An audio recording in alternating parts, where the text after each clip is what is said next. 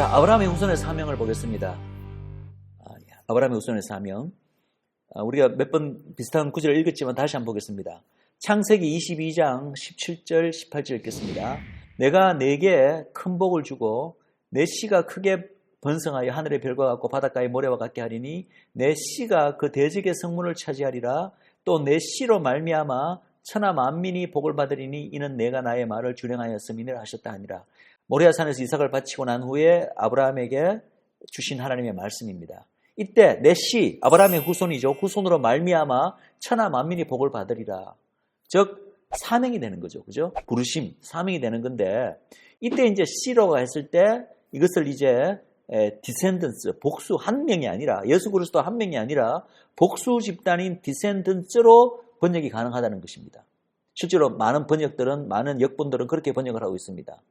또 창세기 26장 이것은 또 이삭에게 하나님께서 주신 말씀입니다. 아브라함의 자손 이삭 가운데 이 땅에 거류하면 내가 너와 함께 있어 내게 복을 주고 내가 이 모든 땅을 너와 내 자손에게 주리라. 이삭의 자손은 곧 아브라함의 자손이잖아요.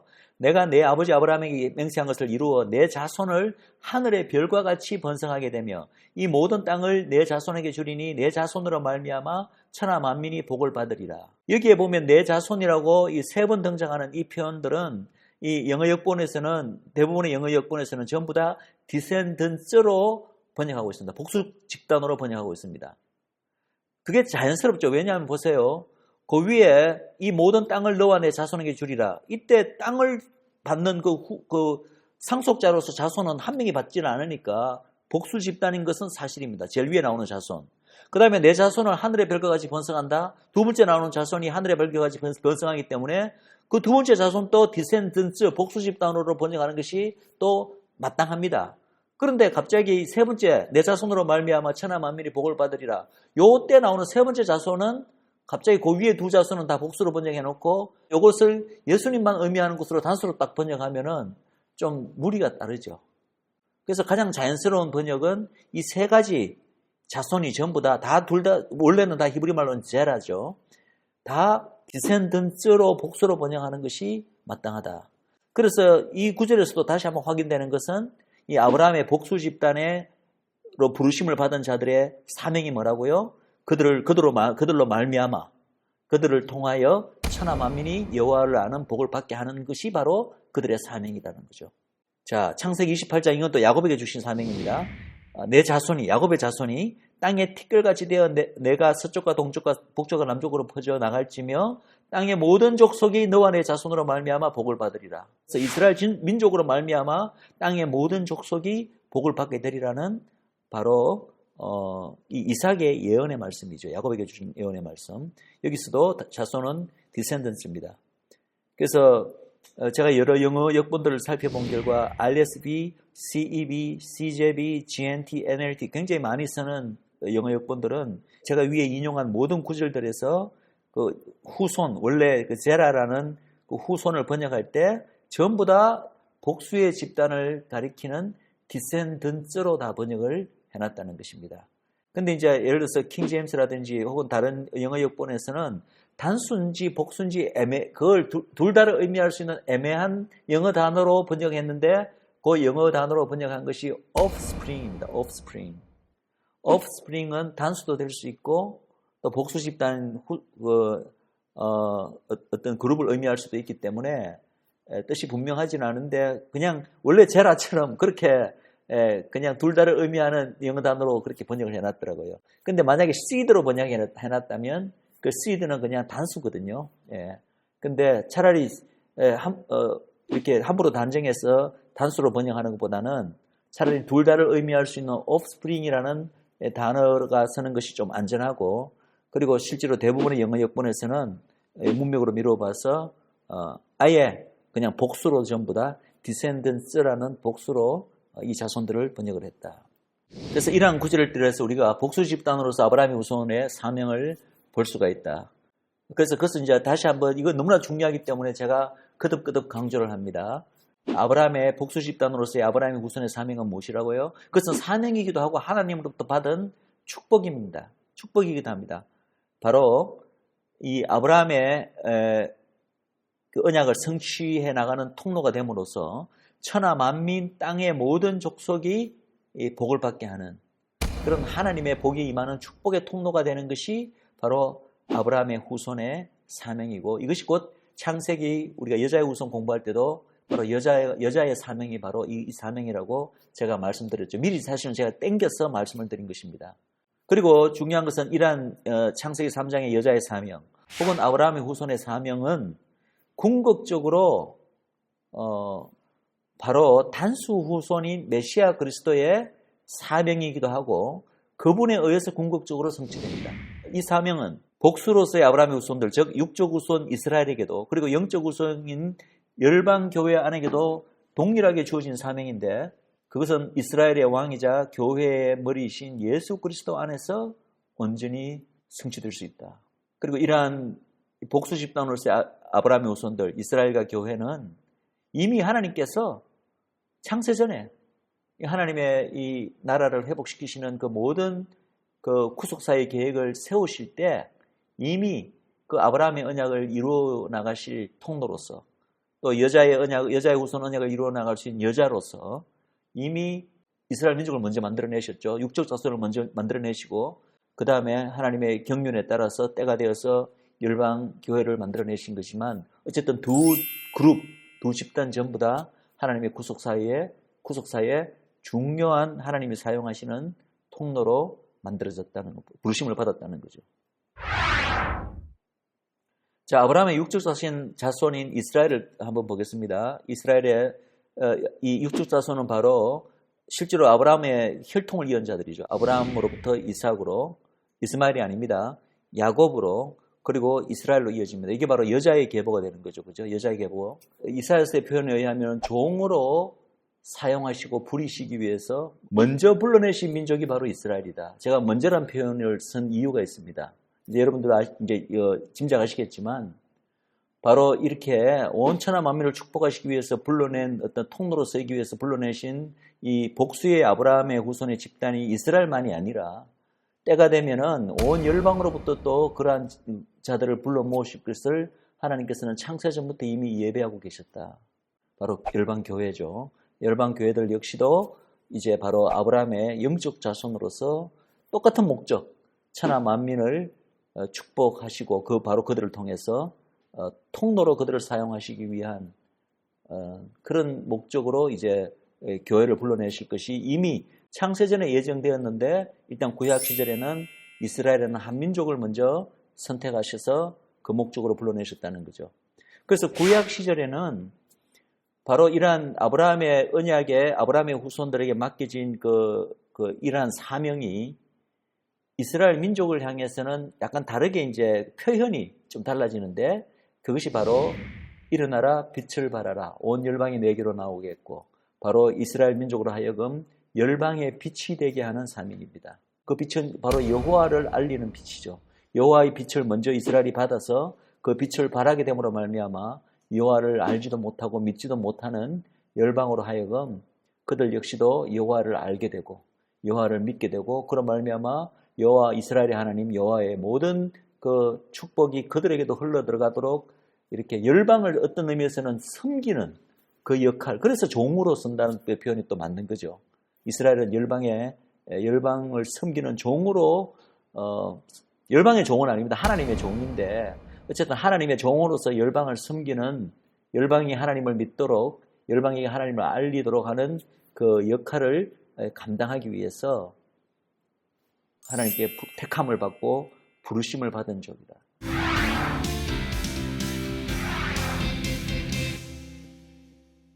그리고 이러한 역할을 이스라엘이 이제 하나님의 그 종으로서, 언약 백성으로서 열방에 대해서 특별히 부여한 위치가 있다는 거죠. 그 위치가 바로 이제 이사야서에서 주로 집중적으로 말하고 있는, 조금 전에도 제가 언급했지만은 열방 구원을 위한 종이다. 그 개념 안에는 바로 이스라엘 민족을 하나님을 먼저 알게 하고 하나님의 법을 그들에게 먼저 줌으로써 이스라엘 민족을 하나님 나라의 모델로 만들므로써, 표본으로 만들므로써 열방 전체가 그 이스라엘을 보고 그것을 통해서 하나님을 알도록 하게 하는 역할을 하게 하기 위해서 하나님께서 열방 구원을 위한 종으로 이스라엘을 부르셨다. 그리고 그러한 역할은 종이기도 하면서 바로 여호와 하나님을 열방에 증거하는 어떤 역할이죠. 한 민족 전체가, 이스라엘이라는 민족 전체가 바로 온 열방에게 여호와 하나님을 알리는 증인의 역할로 부름을 받았다. 우리가 구약 전체를 바라볼 때 그 사명은 원래부터 이스라엘 민족이 하나님께 택하심을 받고 부르심을 받을 때부터 이스라엘 민족에게 맡겨진 사명이 바로 열방에 하나님을 알리는 증인된 삶을 사는 그런 역할을 감당하는 그런 민족과 나라로 부르심을 받았다는 거죠. 그리고 우리가 이미 이제 지난 시간에 공부했지만 이러한 역할을 잘 수행하기 위해서 이스라엘 민족에게 열방 가운데 특별히 구별하여서 특별히 주신 어떠한 그런 신분, 위치가 있는데 그것이 바로 왕적 위치, 아담의 어떤 신분을 따라서 열방의 머리된 위치로 이스라엘을 삼으셨고 또 열방의 제사장을 삼으셨다. 이것은 곧 온 열방을 축복하기 위한 그 대표성의 원리에 인한 것이지 결코 이스라엘 한 나라를 위한 하나님의 어떤 편애의 결과가 아니라고 제가 굉장히 강조를 했던 것을 기억해 주시기 바랍니다. 중요한 것은 이러한 이스라엘의 이러한 하나님으로부터 원래 택하심을 받을 때부터 받은 이러한 신분과 위치가 한 번도 하나님의 구속사 기간 내내 지금까지도 하나님에 의해서 취소되거나 그것이 박탈된 적이 없다는 것입니다. 그런데 여러분 이것을 우리가 알아야 될 것이 이러한 하나님 앞에서 하나님께서 정하신 이러한 신분과 위치가 취소된다, 박탈된다는 개념과 실제로 그 신분과 위치가 주는 모든 어떤 역할, 특권, 축복을 제대로 누린다는 것하고는 구별되는 개념임을 알아야 됩니다. 이스라엘은 비록 한 번도 하나님에 대해서 그들의 어떤 이러한 신분들이 취소되지는 않았지만 성경에 어디에도 그런 말이 없지만 그럼에도 불구하고 역사적으로 바라볼 때 이스라엘이 과연 열방의 장자로서 열방의 제사장으로서 열방 구원을 위한 종으로서 제대로 그 역할과 거기에 따르는 모든 축복을 온전히 수행하고 누린 나라였나? 그거는 우리가 아니라고 대답할 수가 있죠. 그것이 이제 성경에 나타나 있는 이스라엘의 실패의 역사입니다. 그러나 우리는 이러한 이스라엘이 제대로 그 역할과 위치를 온전히 누리고 수행하지 못했다고 해서 이스라엘은 더 이상 하나님의 백성이 아니야. 하나님의 선택받은 민족이 아니야. 더 이상 하나님의 언약 백성이 아니야라는 식으로 그들이 하나님으로부터 원래 부르심을 받은 그 신분이나 위치 자체가 마치 이제는 취소된 것처럼 그들을 그렇게 여기는 것이 바로 잘못된 대체신학이죠. 그 역할을 제대로 감당하고 이스라엘이 원래 그리고 그들의 그 신분에 걸맞는 모든 하나님의 약속된 축복들과 권리를 누린 것은 조건부거든요. 조건부거든요.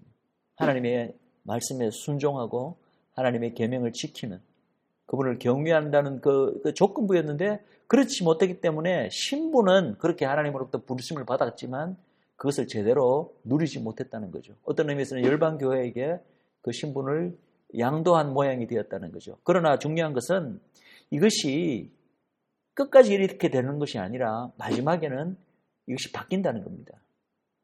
이스라엘 민족의 회복을 통해서 신실하신 하나님께서 결국은 이스라엘 민족에게 주신 그 모든 언약들을 이루어 나가시는 가운데서 이스라엘 민족을 회복시킬 것이고 회복시킨다는 말은 곧 그들이 마침내 그들의 모든 직분과 사명과 모든 것을 회복해 줄 수 있는 유일한 길 바로 그들의 민족 메시아인 예수 그리스도를 그들의 눈을 뜨고 받아들이게 하신다는 거죠.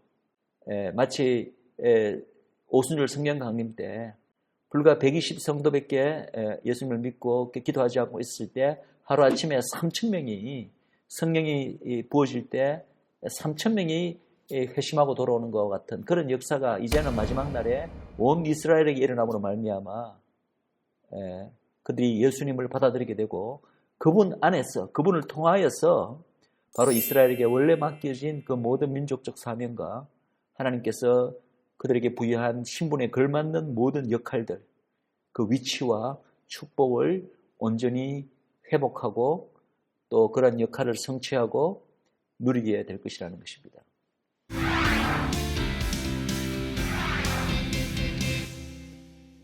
자, 아브라함의 영적 자손이라고 부를 수 있는 우리 열방교회를 한번 보겠습니다. 우리 열방교회는 예수님 이전에는요, 그냥 이방인들이었습니다. 에베소서 2장 12절에는 우리 그런 이방인들을 가리켜 언약 밖의 외인이다. 그리고 하나님도 없고 소망도 없던 자들이라고 이야기하고 있습니다. 그런데 이제 하나님께서 원래 창세전에 세우신 계획은 결국은 그분의 독생자가 이 땅에 오심으로 말미암아 이제 열방 가운데서도 아무 하나님과 연관성이 없고 관계가 없었던 열방 가운데서도 예수 그리스도를 통하여서 바로 하나님의 구속사에 정말 사용하시는 온 열방을 축복하시기 위해서 사용하시는 한 통로로서 아브라함의 후손들을 불러내실 계획이 있으셨던 거죠. 그렇게 해서 결국은 이 땅에 탄생하게 된 이스라엘에 이어서 이스라엘이 취소되고 대신이 아니라 이스라엘에 이어서 또 열방으로부터도 그러한 목적으로 하나님께서 사용하시기 위해서 불러내신 그 하나님의 자녀들, 그 아브라함의 후손들이 바로 열방 교회가 된 것입니다. 이사야서 56장 8절에 이것을 암시하는 듯한 구절이 이미 주어져 있습니다. 이스라엘에 쫓겨난 자를 모으는 주 여호와가 말하노니 내가 이미 모은 본 백성 외에 또 모아 그에게 속하게 하리라 하셨느니라. 내가 이미 모은 본 백성, 바로 이스라엘 백성을 말합니다. 그 외에도 또 모아서 본 백성에게 속하게 한 자들이 누굴까요? 저는 로마서 11장의 그 접붙임의 비유와 연계해 볼 때 이 구절이 바로 열방의 크리스찬들을 말하는 것이 아닌가. 우리 열방의 크리스찬들의 아이덴티티는 우리는 물론 하나님의 자녀고 예수 그리스도의 신부지만 그러나 로마서 11장의 그 사도 바울의 표현에 의하면은 바로 이스라엘이라는 참감람나무에 접붙여진 자들입니다. 그래서 바로 이 이사야서 56장 8절은 접붙임의 그 비유 로마서 11장에 그것을 구약적으로 이미 어떤 예언하는 말씀이 아닌가라고 저는 생각합니다. 그리고 이 열방 교회 역시도 아브라함의 영적 후손으로서 하나님께서 이 영적 후손들을 만드셨을 때, 교회를 탄생시켰을 때 그 목적은 뭐겠습니까? 우리로 다 구원하여서 죽어서 천국으로 데려가기 위한 것이 목적일까요? 그거는 결과적으로 반드시 그렇게 됩니다. 그것은 반드시 일어나는 사실이지만 단순히 그런 목적이라기보다 우리가 언약적 관점에서 우리가 지금까지 공부한 그 맥락에서 볼 때는 결국은 이 아브라함의 후손으로서 우리가 부르심을 받았기 때문에 열방교회 역시도 그 후손으로 부르심을 받았다는 말은 원래부터 아브라함의 언약에서 아브라함의 후손을 통해서 이루고자 하셨던 아브라함의 그 언약 후손의 사명을 우리로 하여금 우리 열방교회도 영적 자손들도 그 사명에 동참하도록 만드시기 위해서 하나님의 언약을 이루시는데 우리를 사용하시기 위해서 부르셨다는 거죠. 그러면은 우리 열방교회 역시도 구약 이스라엘과 똑같이 바로 우리를 통하여서 천하 만민이 복을 받게 하기 위해서 하나님께서 우리 교회를 불러내셨다.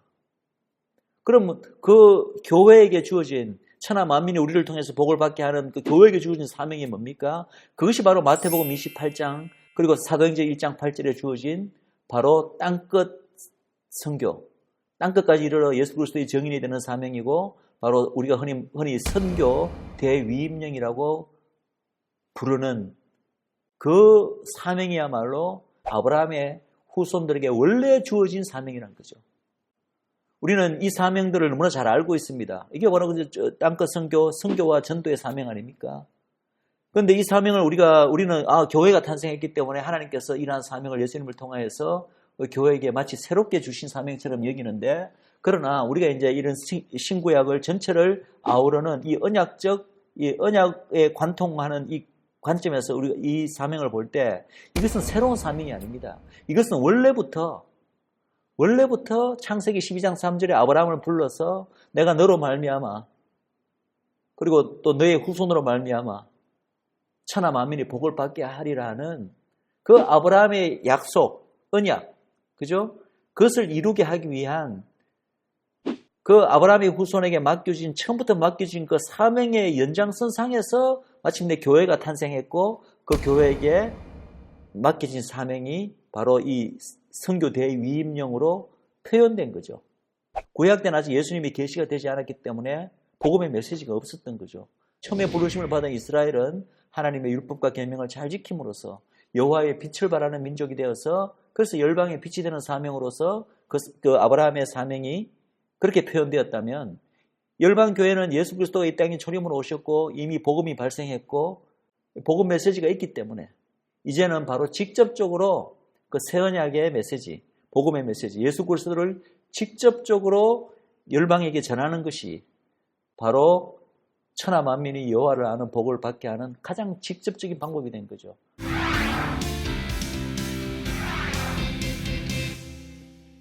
자, 그럼 이제 아브라함의 영적 자손인 열방 교회가 어떻게 탄생하게 되었는가에 대해서는 로마서 11장에서 바로 접붙임의 비유를 통해서 우리가 참 어떻게 열방 교회가 아브라함의 언약 안에 들어오게 되었는가를 우리가 알 수 있습니다.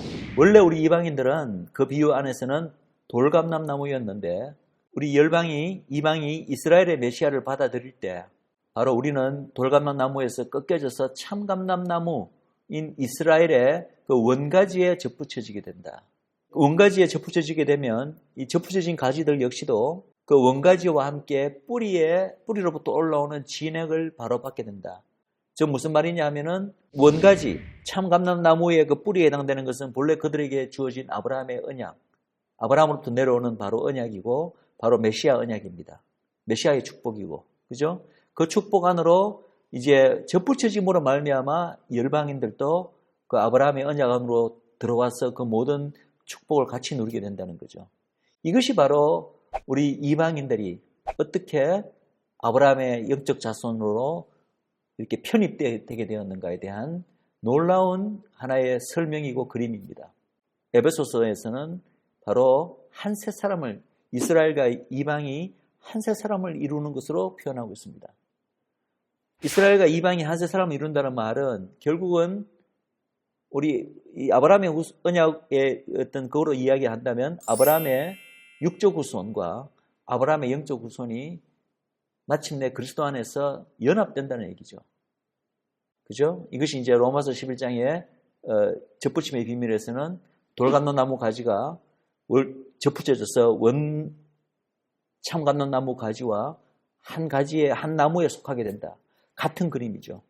그래서 그렇게 연합되어서 한 세 사람을 이루게 되었을 때 열방 교회와 원래부터 하나님의 아브라함의 육적 자손으로 부르심을 받았던 그 원가지에 해당되는 이스라엘과의 상호 관계는 어떻게 되는가? 상호 관계는 어떻게 되는가? 그냥 접붙여짐으로 말미암아 한 세 사람이 됨으로 말미암아 이제 연합됐다고 해서 서로 간에 이스라엘도 아니고 교회도 아니고 그냥 뭉뚱그려서 교회 혹은 뭉뚱그려서 이스라엘로 부를 수 있는 그런 서로 간에 구분도 없는 그런 어떤 존재가 되어버렸는가? 그게 아니라는 것입니다. 성경은 어떻게 이야기하고 있나요? 에베소서 3장 6절에 이렇게 이야기하고 있습니다. 이는 이방인들이 복음으로 말미암아 그리스도 예수 안에서 함께 상속자가 되고 함께 지체가 되고 함께 약속에 참여하는 자가 됨이라. 여기서 함께는 누구와 함께라는 얘기나요? 누구와 함께라는 말은 생략되어 있지만 그러나 그 생략된 말이 누구와 함께인지는 다 아시겠죠. 바로 이스라엘입니다. 이스라엘과 열방 교회들이 이방인들이 복음으로 말미암아 그리스도 예수 안에서 이제는 이스라엘과 함께 하나님의 그 기업의 상속자가 되고 이스라엘과 함께 하나님의 권속, 그죠? 하나님의 집안에 함께 지체, 권속이 되고 이스라엘과 함께 하나님이 원래 이스라엘에게 주셨던 그 모든 약속에도 함께 참여하는 자가 됐다는 거죠. 공동 상속자, 공동 수혜자. 이스라엘은 여전히 이스라엘이고 교회는 교회입니다. 왜냐하면 하나님의 구속사 안에서 하나님께서 사용하시는 방법이 다른 거예요. 역할이 다른 거예요. 그것을 여전히 유지하면서 그러나 하나님의 그 모든 축복과 권리와 상속 권리와 하나님 나라에 참여하는 그 모든 것은 함께 우리가 누릴 수 있다. 그래서 공동 수혜자, 공동 상속자이지만 그러나 그렇다고 그 구분인 자체가 없어진 것은 아니라는 것을 우리가 알아야 됩니다. 결국은 복음은, 예수 그리스도의 복음은 이방인들도 이제는 구약에 원래는 이스라엘 민족에게 먼저 주어졌던 이 아브라함의 언약 안으로 들어와서 그 이스라엘과 함께 언약의 그 공동 수혜자 상속자로서 이스라엘과 함께 언약의 축복을 받을 수 있게끔 하나님께서 정하신 방법이다. 통로다. 이렇게 복음을 표현할 수도 있다고 생각합니다.